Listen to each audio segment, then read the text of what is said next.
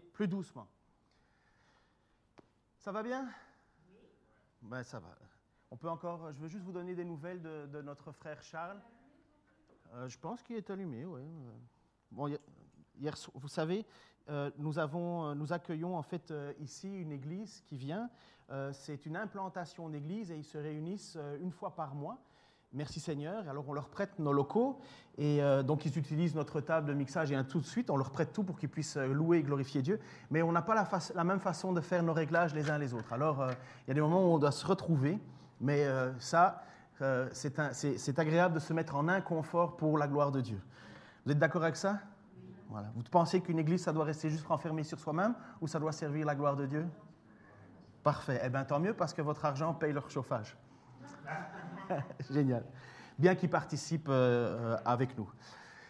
Des nouvelles de Charles. Charles, en fait, Jeannette m'a téléphoné ce matin pour me dire qu'elle ne pourrait pas être là parce que cette nuit, ils les ont appelés, elle et son fils, pour aller au chevet de Charles parce qu'ils pensaient que Charles ne terminerait pas la nuit, qu'il irait rejoindre Jésus.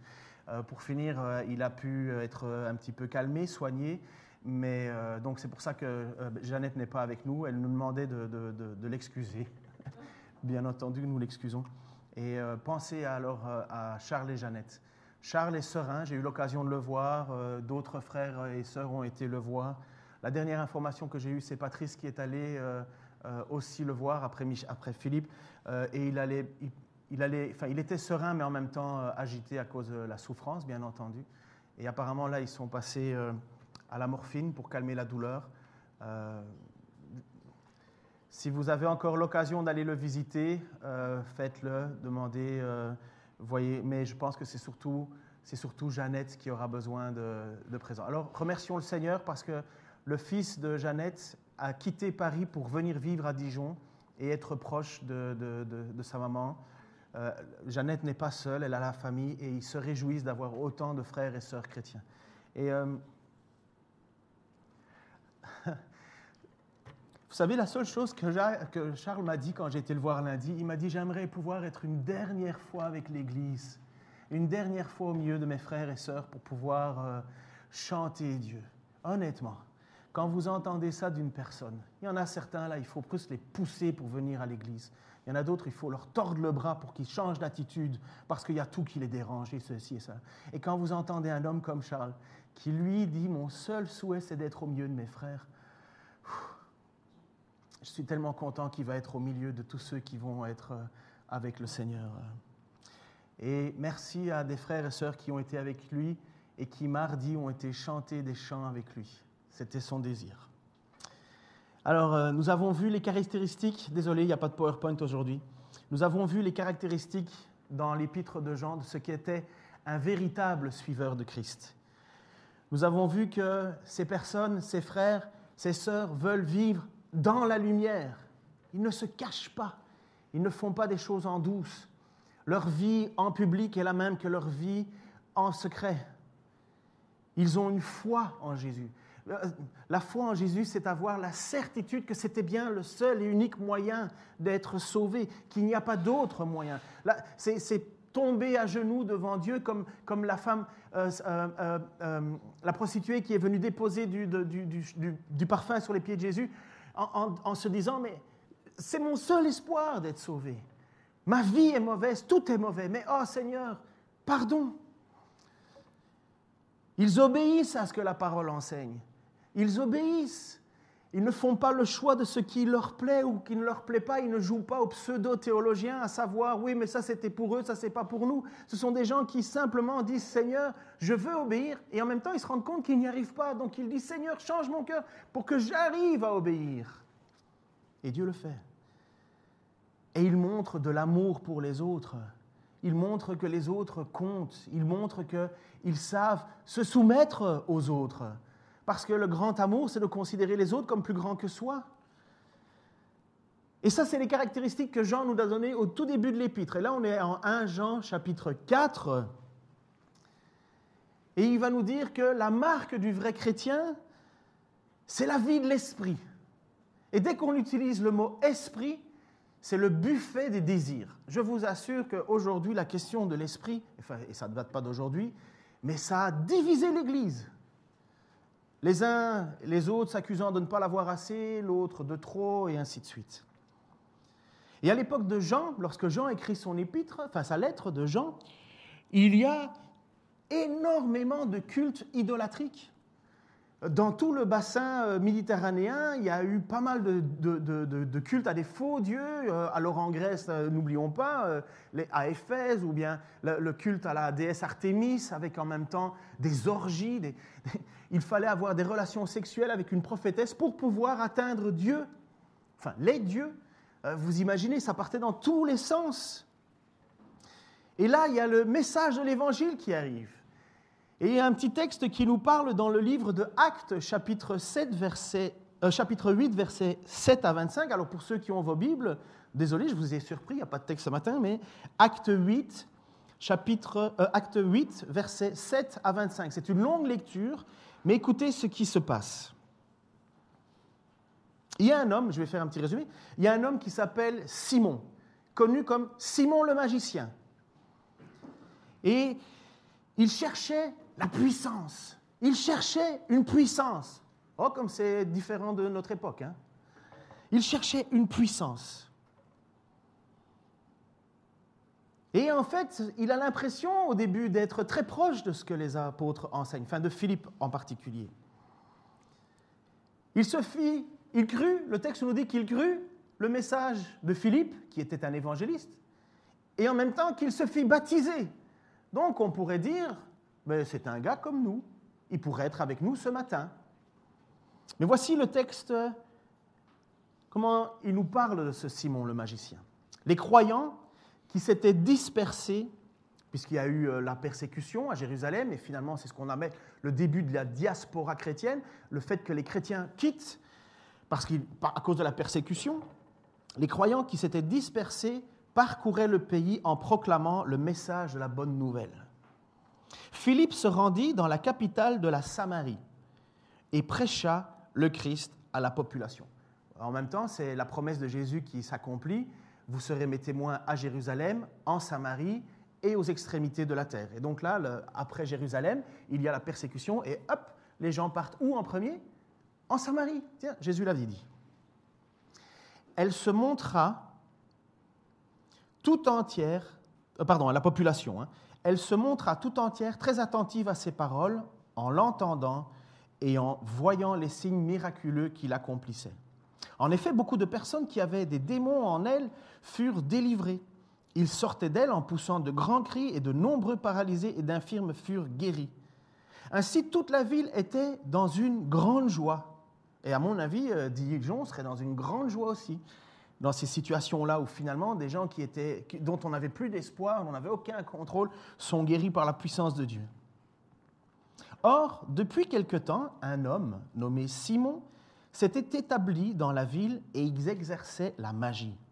Il émerveillait le peuple de Samarie et prétendait être un grand personnage. Toute la population, du plus petit jusqu'au plus grand, lui accordait donc une grande attention. Cet homme, disait-il, est la puissance même de Dieu, celle qu'on appelle la grande puissance. S'il s'attachait ainsi à lui, c'est parce que, depuis assez longtemps, il les étonnait par des actes de magie. Mais quand ils crurent Philippe, qui leur annonçait la bonne nouvelle du règne de Dieu et de Jésus-Christ, ils se firent baptiser, tant les hommes que les femmes. Simon, le magicien, lui-même crut et fut baptisé. Gardez ça en tête, hein? Simon lui-même crut et fut baptisé. Dès lors, il ne quitta plus Philippe, émerveillé par les signes miraculeux et les prodiges extraordinaires qui s'accomplissaient sous ses yeux. Simon ne quittait plus Philippe.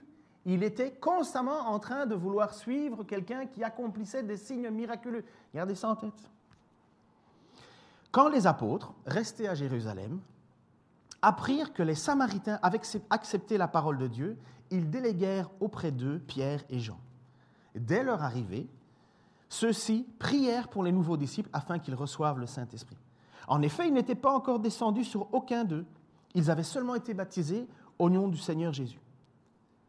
Pierre, Ça, je vous assure, un jour, je vais vous expliquer ce texte-là parce que ça peut paraître étonnant. Mais ce n'est pas le sujet d'aujourd'hui. Pierre et Jean leur imposèrent donc les mains et ils reçurent l'Esprit Saint. Simon, notre fameux magicien, vit que l'Esprit Saint était donné aux croyants quand les apôtres leur imposaient les mains. Alors il leur proposa de l'argent et leur dit « Donnez-moi aussi ce pouvoir pour que ceux à qui j'imposerai les mains reçoivent le Saint-Esprit. » Mais Pierre lui répondit « Que ton argent périsse et toi avec lui, puisque tu t'es imaginé qu'on pouvait procurer le don de Dieu avec de l'argent. Tu n'as ni part ni droit dans cette affaire, car ton cœur n'est pas droit devant Dieu. Détourne-toi donc du mal qui est en toi et demande au Seigneur de te pardonner, s'il est possible, d'avoir eu de telles intentions dans ton cœur. Car, à ce que je vois, tu es rempli d'amertume et de méchanceté et tu es captif du mal. L'apôtre Pierre, il n'a pas sa langue dans la poche. Il le regarde, il ne le connaît pas depuis très longtemps, mais il lui dit, écoute, j'ai assez regardé comment ton petit manège, là, et je vais te dire une vérité sur ta personnalité. Tu es rempli d'amertume, de méchanceté et tu es captif du mal. Mais n'oubliez pas, notre Simon, il a cru et il s'est fait baptiser. Alors Simon demanda à Pierre et Jean, « Priez vous-même le Seigneur pour moi, qu'il ne m'arrive pas de ce que vous avez dit. » Alors, Pierre et Jean continuèrent à rendre témoignage à Jésus-Christ en annonçant la parole du Seigneur, puis ils retournèrent à Jérusalem, tout en annonçant la bonne nouvelle dans un grand nombre de villages samaritains. C'était la première fois que les apôtres, finalement, allaient en Samarie. Vous vous souvenez, la fois passée, quand Jésus était en Samarie avec la fameuse Samaritaine à qui Jésus lui annonce finalement ce qui va se passer et il lui dit « tu as eu 5 maris, tu as eu 4 maris, le mari avec qui tu es n'est pas ton mari, ainsi de suite, et ainsi de suite. » Mais finalement, les Juifs n'allaient pas en Samarie. On n'allait surtout pas là. Et là, quand ils entendent que finalement l'Esprit, et puisqu'il y a un missionnaire qui est là-bas, il y a Philippe qui est là-bas, et finalement ils entendent que l'Esprit agit, eh bien, ils délèguent des gens de Jérusalem. Parce que, normalement, eux, ils n'avaient pas idée que ça irait comme ça. Pour eux, c'était Jérusalem, et ça resterait à Jérusalem. Mais finalement, ils se rendent compte qu'en allant en Samarie, il y a des gens qui croient. Et c'est là où Pierre et Jean imposent les mains. Et finalement, les gens reçoivent le Saint-Esprit. Mais à votre avis, pourquoi est-ce qu'ils ont besoin de ça? J'avais dit que je ne prêcherais pas dessus, mais je pense qu'il faut le faire quand même un petit peu. Mais parce que, pour les apôtres, ils n'ont aucune idée que ça pouvait se passer comme ça. Normalement, le salut, et n'oubliez pas, c'était très incompréhensif pour les apôtres au départ, ça devait rester pour les Juifs. Et là, ils vont en Samarie, et qu'est-ce qu'ils constatent? Ils constatent que Dieu touche le cœur des Samaritains aussi. Et ils ont un signe. Ils imposent les mains, et hop, ils ont un signe de quelqu'un qui est sauvé. Et c'est quoi ce signe? Ils se mettent à parler en langue différente. Ce n'est pas normatif, le parler en langue. Ce n'est pas tous ceux qui parlent en langue qui sont sauvés. Il peut y avoir un don qui est donné. Après ça, on est dans une autre catégorie. Mais ce n'est pas normatif. Ce n'est pas parce que vous ne parlez pas en langue que vous n'êtes pas sauvé. Mais à ce moment-là, il fallait un signe clair. Parce qu'après ça, pour ceux qui aiment beaucoup l'étude, ils vont se rendre compte que quand Pierre va venir à Jérusalem, il va dire aux autres apôtres, c'est manifeste qu'ils ont reçu l'Esprit. Ils ont reçu le même don que nous à la Pentecôte. À la Pentecôte, n'oubliez pas que les gens qui avaient parlé en langue, c'était des langues que les gens comprenaient aussi. Ça, c'est ma pensée, mais donc, Pierre dit clairement, ils ont reçu le même don que nous. C'est manifeste, Dieu agit. N'oubliez pas que quand Pierre devait rentrer dans la maison de Corneille, qui était un non-juif, Pierre a dit, non, je n'irai pas là-bas. Vous savez, ce drap qui descend devant Pierre, et Dieu lui dit, mange ça, et Pierre il dit, jamais je ferai ce que tu veux pas. Jamais je toucherai à ça. Tu as considéré comme chose impure. Et là, il y a Dieu qui dit, par le Saint-Esprit à Pierre, ne considère pas impur ce que j'ai décidé pur. Mais pour Pierre, dans sa tête, on ne touche pas à ça, sauf que Dieu a changé la direction. Et c'est à ce moment-là où Pierre dit, Dieu dit à Pierre, ne considère pas comme impur ce que j'ai décidé comme pur. Boum, on tape à sa porte et on l'invite à aller chez qui? Chez l'officier romain. Mais si Pierre n'avait pas eu cette vision de Dieu, jamais il aurait été là-bas. Mais c'est la même chose pour la Samarie. Jamais ils auraient été là-bas. Sauf qu'ils entendent qu'il y a quelque chose qui se passe. Ils entendent et ils sont témoins qu'ils reçoivent le même don, le même cadeau. L'Esprit est bien pour eux aussi. Mais là-dedans, il y a un bonhomme qui veut cette puissance. Il entend le message, il croit au message, il se fait baptiser au message, mais finalement, c'est une mauvaise personne. Finalement, il n'est pas sauvé. Même que Pierre va lui dire « Ouh là là là, si c'est possible que tu sois pardonné. » Mais il a tous les attraits d'un chrétien, à première vue. Et c'est là où ce texte est intéressant si on revient avec notre contexte de l'apôtre de Jean qui écrit sa lettre. Comment est-ce qu'on reconnaît un vrai chrétien? Je l'ai donné en introduction. Allez, un petit effort. Comment est-ce qu'on reconnaît un vrai chrétien? C'est quoi le premier point? Il doit avoir foi. Hein? Dites quelque chose. Exactement. Et puis l'eau? Oui, ça aussi, mais enfin oui, merci. C'est pas vrai. L'obéissance.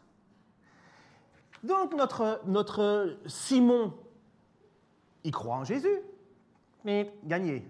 Deuxième chose, il s'est fait baptiser, donc quelque part il a eu une obéissance, oui ou non? Et bon point. Mais son attitude, qu'est-ce que Pierre lui dit? Qu'est-ce que Pierre lui dit? Je vais vous le rappeler parce que comme vous n'avez pas le texte sous les yeux, et comme d'habitude je vous montre le texte sous les yeux. Tu es rempli d'amertume, de méchanceté, et tu es captif du mal. Baptême, croyance, attitude mauvaise. Tu es rempli d'amertume, de méchanceté, captif du mal. À mon avis, l'apôtre Pierre, il n'a pas dit ça comme ça en disant « Ouais, je crois que… » C'était une affirmation claire. Et vous voyez à quel point c'est important la lettre de Jean. La lettre de Jean, elle va faire en sorte de faire la différence entre ce qui est un vrai chrétien et un faux chrétien. Mais l'attitude est essentielle, parce qu'à part ça, il veut la puissance, il croit, il s'est fait baptiser, mais il est complètement à côté de la plaque. Et pire que ça, et dans notre texte, on va voir cela. Nous voyons que Simon est un homme qui était attiré par les choses puissantes, mais en même temps, il attirait les gens à lui. N'oubliez pas, les gens considéraient qu'il avait la grande puissance de Dieu. Les foules allaient à lui, oui ou non? C'est ce que l'on a vu dans le texte. Les gens étaient attirés par cette personne. Et voilà ce que Jean va dire. Chapitre 4 de 1 Jean, versets 1 à 6. Mais attention, mes amis, ne vous fiez pas à n'importe quel esprit.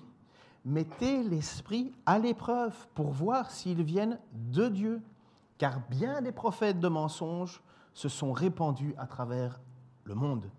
Voici comment savoir s'il s'agit de l'Esprit de Dieu. Tout esprit qui reconnaît que Jésus-Christ est devenu véritablement un homme vient de Dieu. Tout esprit, au contraire, qui ne reconnaît pas ce Jésus-là ne vient pas de Dieu. Car l'esprit de l'Antichrist dont vous avez entendu annoncer la venue, eh bien, dès à présent, cet esprit est dans le monde. Vous, mes enfants, vous appartenez à Dieu et vous avez la victoire sur ces prophètes de mensonges. Car celui qui est en vous est plus puissant que celui qui inspire ce monde. Eux, ils font partie du monde, c'est pourquoi ils tiennent le langage du monde et le monde les écoute. Nous appartenons à Dieu. Celui qui connaît Dieu nous écoute, mais celui qui n'appartient pas à Dieu ne nous écoute pas. De cette manière, nous pouvons distinguer l'esprit de la vérité et l'esprit de l'erreur. Si je dois résumer, ne croyez pas tout ce qui ressemble à l'esprit, mettez à l'épreuve, ne soyez pas naïfs, utilisez votre bon sens, utilisez votre connaissance, sinon vous allez vous faire avoir. Il y a la responsabilité des chrétiens qui est là. Il y a la fourberie des faux prophètes, mais il y a la responsabilité des chrétiens, oui ou non? Elle est engagée, puisque c'est quand même à des gens qui aiment Dieu, ils disent, mais faites attention, ne donnez pas crédit à tout. Jean a prévenu, l'apôtre Jean a prévenu qu'il y allait avoir des loups ravisseurs. Jésus l'a dit. Jésus a dit qu'il y allait avoir après lui des faux prophètes. Pierre l'a dit, l'apôtre Pierre dans ses textes le dit. Il y a Paul qui le dit, et Paul le dit à plusieurs fois. Paul l'écrit, attention, il y a des faux prophètes. Même l'apôtre Paul dit, si moi ou un ange venait avec un autre message, qu'il soit anathème. Ne l'écoutez pas, anathème ça veut dire dehors. L'apôtre Jean va devoir, et je vous encourage, hein, si vous n'avez pas encore fait l'étude avec nous à l'étude biblique, on commence Tite. L'apôtre Paul écrit à Tite et à Timothée, on appelle ça les épîtres pastorales. Il écrit à Timothée et à Tite, son rôle c'est de fermer la bouche. Fermer la bouche à ces gens qui sont des faux prophètes, des faux enseignants. Paul va les traiter, ces chiens. Ces chiens. L'apôtre Jean, ici, fait la même chose dans cette lettre. C'est vous dire si c'est excessivement important, cette question-là, des faux enseignements. Jésus, Pierre, Paul, Jean, Tite, Timothée, tous le même message. Attention, attention, attention. Et comme vous l'avez vu, dans le contexte, c'était déjà très présent. Siméon, ce magicien, qui finalement veut et donne l'impression d'être un croyant, il a fait ce qu'il fallait, mais apparemment, il y a un gros problème. Son cœur est plein d'amertume et de méchanceté. Et il est rempli de mal. Vous croyez que ça n'existe plus, ça? Ah si, ça existe. Vous savez, il y a un homme qui est un pasteur du côté de Bordeaux, et il a fait une petite campagne sur Internet, enfin Twitter, avec des phrases. Et ça se dit chrétien, des choses comme ça. Et ça se dit chrétien, ça juge tout le monde, ça blasphème contre tout le monde, et ça se dit chrétien, et ça se dit chrétien. Bref, c'est un petit truc que c'est bien. Hein, mais finalement, peut-être que vous avez déjà vécu ces moments-là. On ne parle pas de perfection. Mais il y a un moment là, où vous entendez des gens parler, agir dans l'Église, et honnêtement, vous mettez en dessous de ça. Et ça se dit chrétien. Ça se dit chrétien. Est-ce que tu peux me ramener à la maison parce que j'ai pas de quoi... Non, moi je dois rentrer chez moi. Et ça se dit chrétien? Tu dois aller chez toi, pourquoi? Tu ne peux pas rendre service? Est-ce que tu peux me rendre un service parce que j'ai besoin vraiment un coup de main alors que tu as des sous dans ta poche? Est-ce que tu peux me dépanner de 20 €, un frère chrétien qui demande ça parce que j'ai rien pour manger cet après-midi? Ah non, il faut que tu travailles. Hein. Ah non, débrouille-toi. Hein. Alors que tu l'as dans ta poche, là. Mais vous vous souvenez, c'est ce que Jacques dit, hein? Si quelqu'un vient chez toi et te dit « j'ai faim, j'ai froid » et que vous ne donnez rien et que vous dites finalement « mais tu sais, moi je ne vais pas te donner mes 20 €, mais je vais prier pour toi », eh bien Jacques va dire « mais à quoi ça sert? À quoi ça sert? Cette foi peut-elle sauver? Car je vois que tu es rempli d'amertume, de méchanceté et tu es captif du mal. » Moi je dis que bien souvent, vous savez, les gens ont peur en disant « ouais, mais tu me juges. Ouais, mais tu n'as pas le droit de me juger. » Excuse-moi là. J'ai peut-être pas le droit de te juger, parce que tu crois, parce que ça, c'est pas ce que dit l'Écriture. L'Écriture, elle dit le jugement commence d'abord dans l'Église. Et veillez les uns sur les autres, parce qu'on n'est pas là pour juger le monde, mais on est là pour veiller les uns sur les autres, dans l'Église. Il dit, le monde, de toute façon, il est jugé lui-même, mais dans l'Église. Mais moi, je dis, d'accord, personne n'est parfait. C'est sûr, hein, on aura toujours de quoi nous reprocher les uns les autres. Ça commence du pasteur jusqu'à n'importe quel niveau. On est tous imparfaits. Heureusement, sinon Jésus-Christ ne servira à rien. Mais il y a des moments là où il y en a certains, tu as envie de les brancher sur le 220 volts pour les réveiller un peu. En disant, mais change de comportement. Change de comportement. Ça ne va pas avec ce que tu es. Et après ça, on peut presque se poser la question, mais à mon avis, tu n'as pas l'attitude du chrétien sauvé. Ah, tu juges. Ah ouais. Pauvre apôtre Pierre, de dire cela à Siméon, un homme qui croit en Jésus, un homme qui s'est fait baptiser. Comment est-ce qu'on peut lui dire finalement qu'il n'est pas sauvé? Détourne-toi donc du mal, va lui dire Pierre, qui est en toi, et demande au Seigneur de te pardonner, s'il est possible d'avoir eu de telles intentions dans ton cœur. Alors Simon demanda à Pierre et Jean, « Priez vous-même le Seigneur pour moi, qu'il ne m'arrive pas ce que vous avez dit. » Vous voyez, même là, il ne dit pas, « Oh Seigneur, pardon. » Non, arrange mon cas. Ne croyez pas tout ce qui ressemble à l'esprit, mettez-le à l'épreuve. Ces faux docteurs, ces prophètes, ces enseignants, ils ont plusieurs visages. Ils ont plusieurs visages. Plusieurs tactiques, mais Jean nous dit que tout cela vient du même esprit, l'esprit de l'Antichrist. L'Antichrist, c'est tout ce qui s'oppose à Christ. Christ, c'est le mot grec pour oint, le Messie, Meshaïa. Mais, enfin, mon hébreu est patibulaire, hein. Mais le Messie, c'est le choisi de Dieu, c'est Jésus-Christ, le oint, le Christ. Le Christ, c'est la même chose pour le oint, ça veut dire celui qui a été élu par Dieu. Ceux que Jean combat disent que Jésus n'est pas vraiment le Christ dans cette lettre-là. Il y a bien d'autres faux docteurs. Comme je vous ai dit, les faux docteurs, faux prophètes, faux enseignants ont plusieurs visages. Mais là, particulièrement, à cette partie-ci, Jean va dire que le problème de ceux-là, c'est de dire que Jésus n'est pas vraiment le Christ, n'est pas vraiment le oint. Vous comprenez? Le choisi. Pour nous, on dit Jésus-Christ en se disant que son prénom c'est Jésus, son nom de famille c'est Christ, et on dit Jésus-Christ, Jésus-Christ. La réalité, c'est qu'on devrait dire Jésus le Christ. C'est Jésus le oint, Jésus le Messie. Parce que son prénom c'est Jésus, mais son titre c'est le Christ. Et il y a des gens qui disent que, ouais, c'est Jésus, mais ce n'est pas le Christ. 1 Jean 4, 2, 3. Voici comment savoir s'il s'agit de l'Esprit de Dieu. Tout esprit qui reconnaît que Jésus-Christ est devenu véritablement un homme vient de Dieu.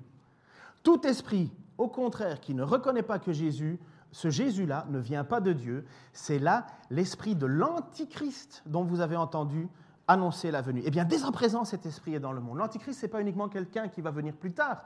Oui, ça l'est aussi, mais c'est déjà ce courant de pensée, ce courant d'idées qui finalement disent, oui, mais Jésus, ce n'est pas le Christ. Pour être sauvé, une personne doit croire que Jésus est le Messie. C'est ça la foi. Oui, Jésus est bien le Messie, c'est bien lui. Il n'y en a pas d'autre, il n'y a pas d'autre nom qui a été donné ni sur la terre ni au ciel pour être sauvé. C'est lui. Il faut avoir la foi que c'est bien Dieu qui nous l'a envoyé, qu'il provient du Père, qu'il est la parole de Dieu, que celui qui place sa foi et son espoir ne seront pas trompés. Dieu s'est manifesté dans l'humanité, il est venu au milieu de nous. Que Christ est la deuxième personne de la Trinité. La Trinité, c'est le Père, le Fils, le Saint-Esprit. C'est une chose et une seule, mais en même temps avec trois façons d'agir. Trois particularités, l'Esprit de Dieu, Jésus-Christ et le Père. Le rejeter, ne pas croire que Jésus est le Fils de Dieu, c'est finalement ne pas être sauvé. Alors autour de nous, on a des mouvements, hein, des grands mouvements même. D'ailleurs, j'en ai reçu un dans ma boîte aux lettres, je suis invité. Les témoins de Jéhovah, les Mormons ne reconnaissent pas la divinité de Jésus. Les témoins de Jéhovah disent que Jésus est la première création de Jéhovah. Ils ne disent pas que Jésus est Jéhovah, ils disent que c'est un éon, un Dieu. Alors ils disent, oui, il a tout créé, mais Jésus a été créé par Dieu, et puis Jésus a créé les choses. Finalement, c'est rejeter quoi? C'est rejeter la divinité de Jésus. Jésus n'est pas Dieu. Jésus est créé par Dieu. Et les Mormons, eux, ils ont une autre vision. Eux, les Mormons, ils disent que Jésus est né, a vécu, était humain. À son baptême, dans le Jourdain, l'Esprit est venu sur lui. Il est devenu Dieu. Et puis après, juste avant sa mort, l'Esprit est sorti de lui, Jésus est mort. Donc finalement, c'est de nouveau pas Dieu. Alors, c'est détourné, hein, mais je vous dis, ça, l'apôtre Paul, devant eux, ça ne fait pas 10 minutes. Hein. C'est des faux docteurs, faux enseignants. Nous, on n'ose pas dire ça. Eux, oui. Pourquoi est-ce qu'on croit que Jésus est Dieu? Jean 1, pardon. Premier chapitre de l'évangile de Jean. Au commencement était celui qui est la parole de Dieu. Il était avec Dieu, il était lui-même Dieu. Au commencement, il était avec Dieu. Tout a été créé par lui, rien de ce qui a été créé n'a été créé sans lui. Au commencement était la parole était avec Dieu, et la parole était Dieu. Et puis après ça, cette parole est venue au milieu de nous, mais voilà. Alors on voit l'emphase. Les faux prophètes nous feraient croire que Jésus n'est pas Dieu. Mais non, Dieu ne peut pas mourir. Dieu, c'est inconcevable que Dieu vienne au milieu de sa nature. Non, Dieu est trop parfait. Non. Dieu fait homme est venu au milieu de nous. Il a marché au milieu de nous. Il est la parole. Regarder à Jésus, c'est qui? C'est regarder Dieu. Vous, mes enfants, vous appartenez, 1 Jean 4, 4, 6. Vous, mes enfants, vous appartenez à Dieu et vous avez la victoire sur ces prophètes de mensonges. Car celui qui est en vous est plus puissant que celui qui inspire ce monde. Eux, ils font partie du monde. C'est pourquoi ils tiennent le langage du monde et le monde les écoute. N'oubliez pas, Simon, les gens venaient à lui, ils les écoutaient. Un faux discours, le monde vient à lui, le monde vient à lui. Les Mormons, ils ne sont pas tout seuls. Hein. Les témoins de Jéhovah, ils ne sont pas tout seuls. Hein. Mais le monde vient à eux. Mais c'est un faux discours, c'est un faux enseignement. Ce n'est pas Jésus-Christ. La responsabilité de celui qui écoute est engagée, oui ou non? Puisque c'est ça qui est dit. Et voici le résumé, ce que Jean va dire. Si vous écoutez eux plutôt que nous, c'est que l'Esprit de Dieu n'est pas en vous. Boum. Par contre, si vous nous écoutez nous plutôt que eux, c'est qu'alors vous reconnaissez que l'Esprit est en nous. Alors, il n'y a aucun pasteur, même si on aurait beaucoup envie de dire ça, vous savez, et malheureusement, ça a été dit plus d'une fois. Vous me croyez moi, et alors vous êtes d'accord avec Dieu, ou bien vous les croyez eux et pas moi, alors vous n'êtes pas d'accord avec Dieu. Finalement, le représentant de Dieu, c'est moi. Non, c'est pas ça. Vous comprenez que ce n'est pas la même chose. L'apôtre Jean, c'est un apôtre. Qui a déjà un peu lu l'histoire de la Nouvelle Jérusalem? J'en ai parlé dans l'étude de Tite. Qui se souvient un peu de la Nouvelle Jérusalem qui a des murs de côté? Et sur les murs, sur les portes des linteaux, il y a le nom de qui, vous savez? Vas-y Bernadette, dis-le avec force et conviction. Oui, oui. Mais non, je ne te demande pas le nom de chacun, mais... Le nom des 12 apôtres se trouve sur les murs de la Nouvelle Jérusalem. Il n'y a pas le nom de Philippe, il n'y a pas le nom de Ken, il n'y a pas le nom de Franck Ségone, il n'y a pas le nom de Michel Marvan, je vous donne des noms de pasteurs ailleurs. Ce n'est pas nos noms qui sont sur... c'est le nom des apôtres. Et quand un apôtre enseigne, c'est la parole, le message de Jésus-Christ. Voilà pourquoi Jean dit, si vous ne nous croyez pas nous, et que vous croyez eux, ça veut dire que l'Esprit de Dieu n'est pas en vous. Parce que finalement, vous ne reconnaissez pas que notre message vient de Dieu. Eh, c'est fort de chocolat, hein, ça quand même. Vous ne trouvez pas? C'est pas ce que Jésus a dit, à votre avis? Oui, il l'a dit. Il l'a dit, mais il va le dire un peu plus tard, parce que sinon je vais trop vite dans mes feuilles.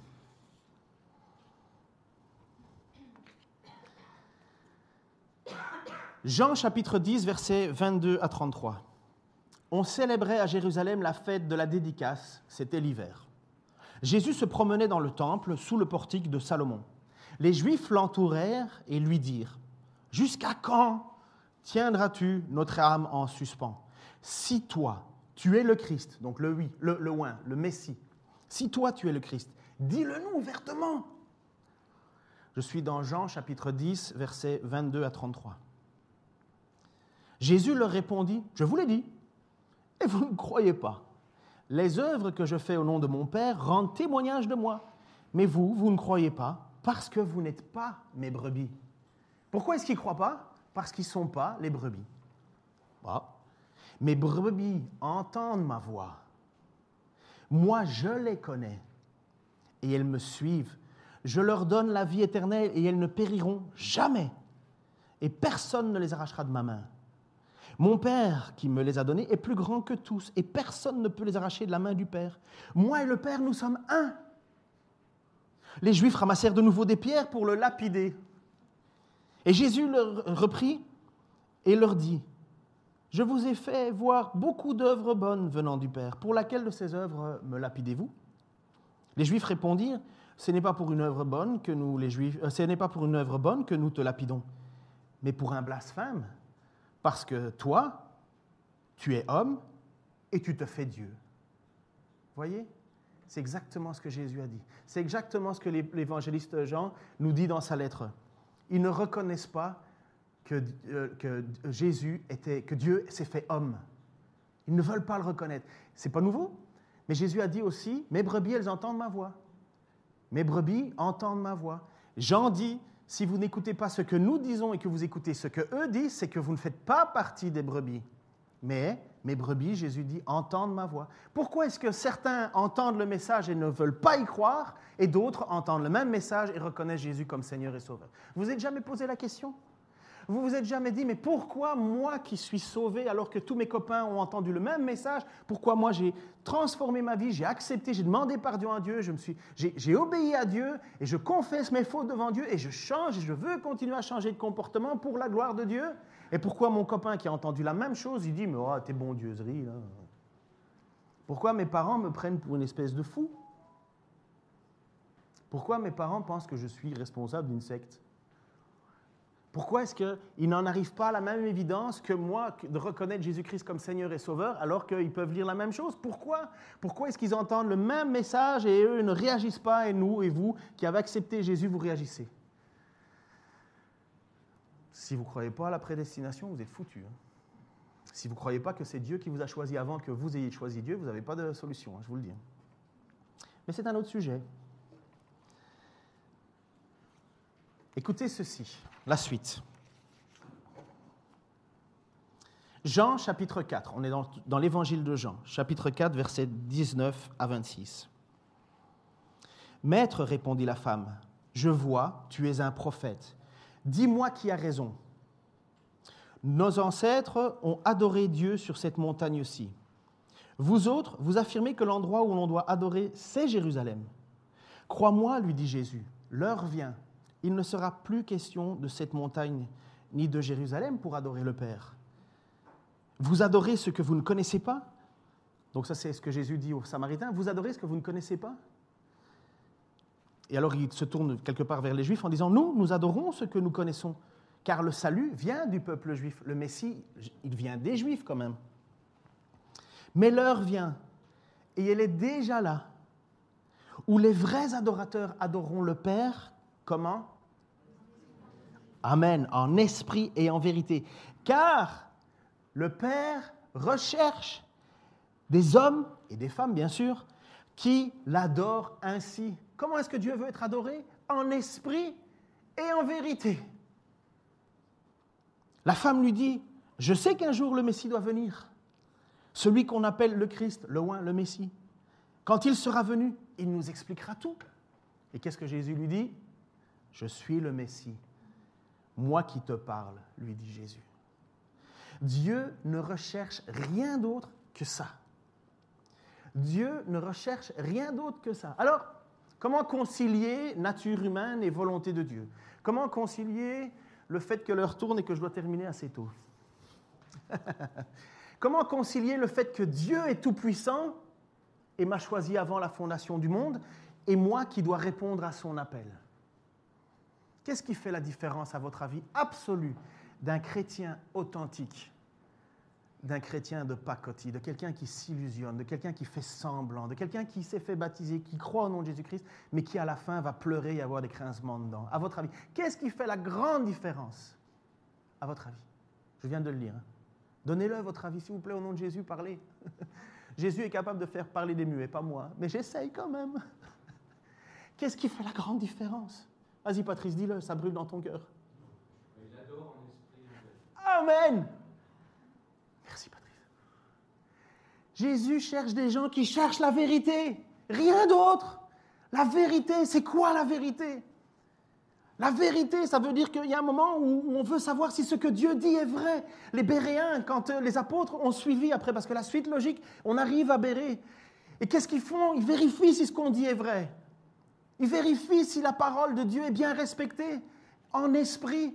C'est parce que Dieu vient transformer ces gens. Ils ne viennent pas chercher leur intérêt comme Siméon qui dit « Oh, si je pouvais acheter cette puissance !» Bam! Une bonne baffe de la part de Pierre en disant « Oh là là, celle-là, tu ne l'as pas volée. » Si seulement, il ne l'a pas touché, mais c'est une image. Ils ont le cœur à vouloir courir vers la vérité.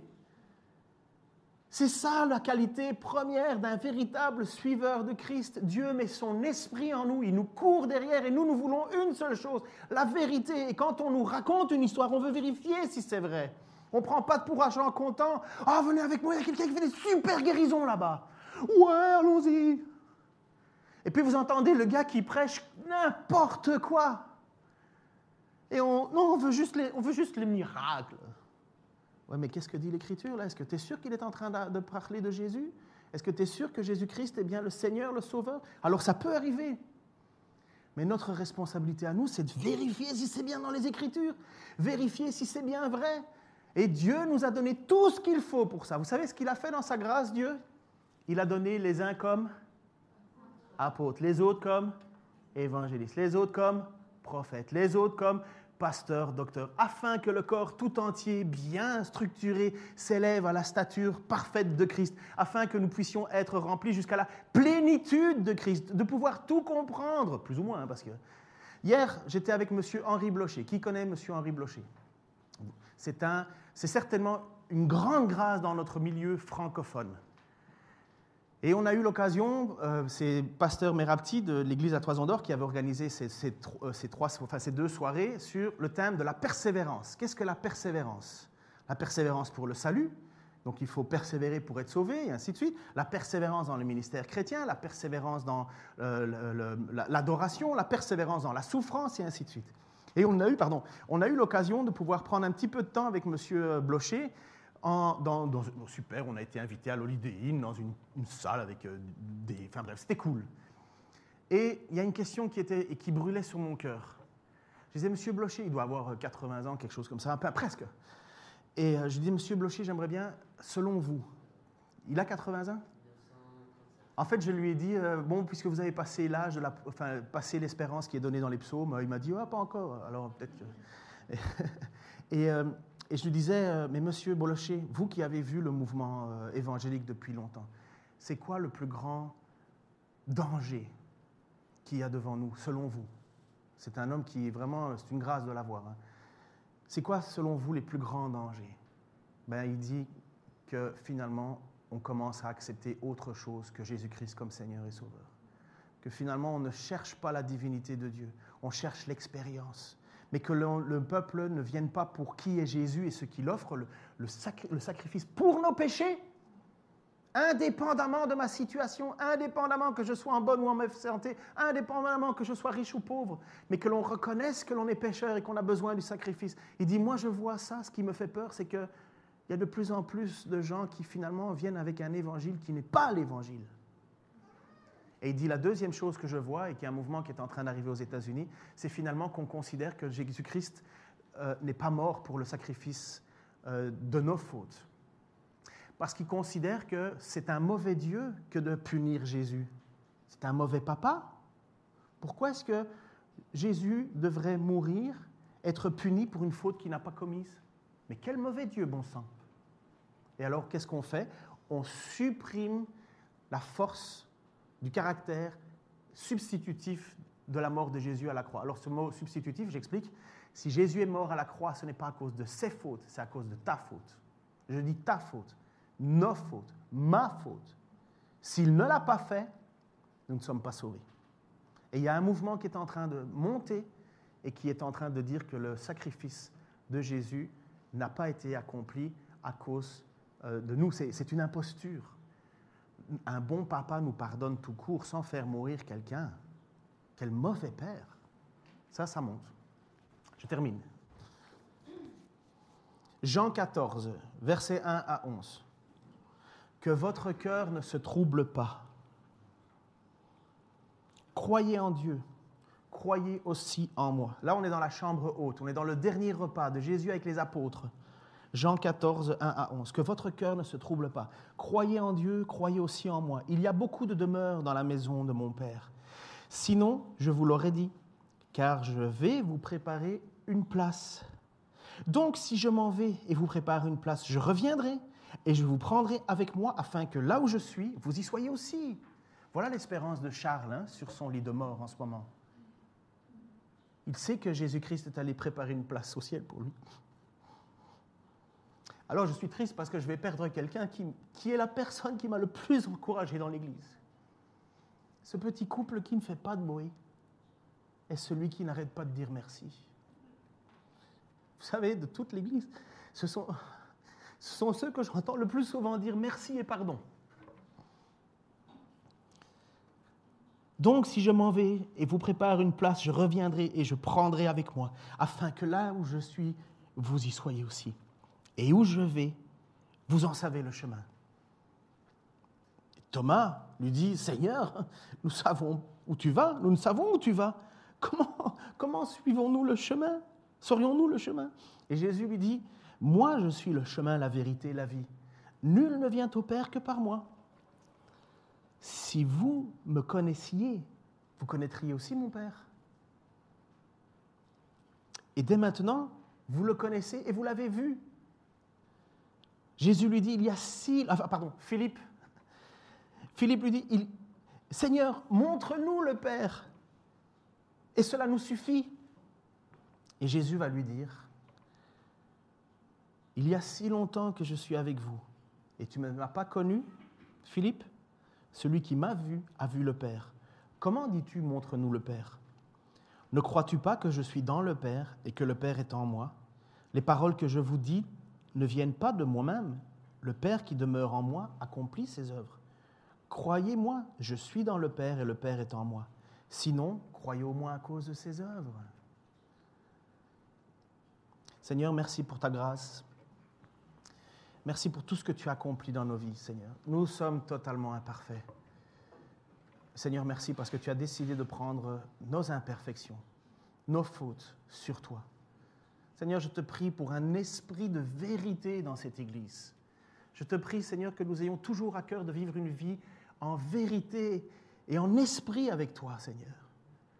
Seigneur, un esprit de vérité, si je chute et si je fais mal, que tu me reprennes et que j'accepte et que je change. Un esprit de vérité, Seigneur, qui me fait toujours chercher ta parole, ta vérité, Seigneur. Lorsque ça sent pas bon, que ça n'est pas bon, c'est que c'est pas bon.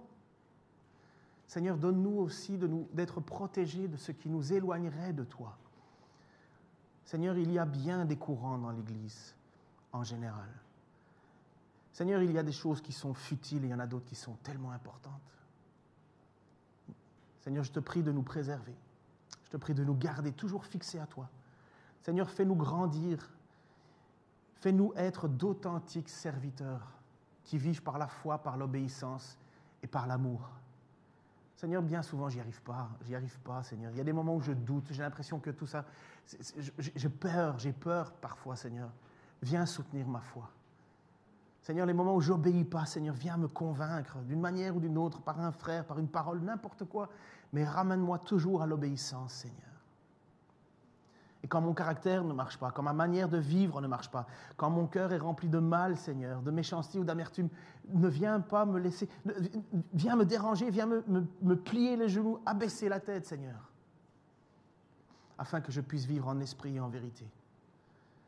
Seigneur, protège cette Église aussi de tous ces faux prophètes qui nous semblent avoir ta puissance, qui nous semblent avoir ta renommée, qui accomplissent des choses miraculeuses, mais que tu n'as pas accepté. Arrière de moi, je ne vous ai jamais connu, vous qui commettez l'iniquité. Seigneur, protège-nous. Et en même temps, Seigneur, merci parce que tu nous dis que nous allons reconnaître ta voix. Tu nous dis que tu nous protèges. Tu nous dis que tu ne vas pas nous permettre que l'on se perde. Tu nous dis que l'on fait partie de ta main si on te suit et personne ne peut nous ravir, personne ne peut nous enlever. Merci, Seigneur, parce que tu nous protèges. Aide-nous à t'obéir, à te suivre. Et Seigneur, continue cette promesse de nous garder pour ta seule gloire, Seigneur Jésus-Christ. Amen.